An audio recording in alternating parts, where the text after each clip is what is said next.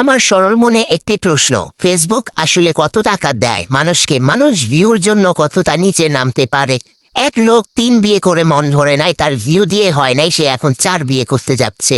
আরেক রাজা মৌসুমী তারাও নাকি একে অপরকে ভরে দিচ্ছে। তারপর রিপন মিয়া, তাকেও নাকি ভিউর জন্য ইউজ করা হচ্ছে। আসলে ফেসবুক কত টাকা দেয়? আমার এই সরল মনে একটা প্রশ্ন রয়ে গেল, আপনারা কি পারবেন তার উত্তর দিতে? দই পুটিং, কেক পট্টি, এগুলা দেখতে দেখতে তো নিউজ ফিড ভরে গেছে। এখন হচ্ছে আবার এক লোকের 4 বিয়ে, এক হচ্ছে রিপন মিয়ার বাবা মা এই করলো সেই করলো, মানে এইগুলা দেখতে দেখতে নিজে যে কিছু বানাবো সেটাও পাচ্ছি না। তাই ভাবলাম এগুলা বাদ দিয়ে এখন একটু রান্না করি। কোন রকম ঝামেলা ছাড়া হাতে মাখায় একদম মাংস বসাই দিছি।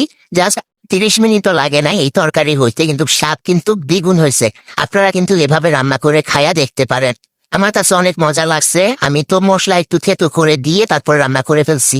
রান্না করে খাওয়াও হয়ে যাচ্ছে, কিন্তু বিনোদনের শেষ হচ্ছে না। আমি ভাবতেছি যে এইগুলা কবে শেষ হবো, আর সবচেয়ে বড় কথা এই বিয়ার মানে এবার বিয়ার সিরিয়াল কবে শেষ হবো। মানে আমার একেবারে থাকলাস একটা বিষয় মনে হচ্ছে। একটা কথা হলো, মানুষ ফেসবুকে ফেমাস হতে হলে পার্সোনালিটি এইভাবে কেউ নষ্ট করে। মানে কিছু কিছু কন্টেন্ট ক্রিয়েটর আছে, তাদেরকে আসলে আমি কন্টেন্ট ক্রিয়েটর বলবো না, তারা আসলে কি থাকবা বাকিটা বললাম না। তো তারা একটু বোঝা উচিত তারা কি করতেছে, কিভাবে করতেছে। শুধু টাকাটাই সবকিছু না। আজকের ভিডিও এই পর্যন্তই। সবাই ভালো থাকবেন, সুস্থ থাকবেন। আল্লাহ হাফেজ।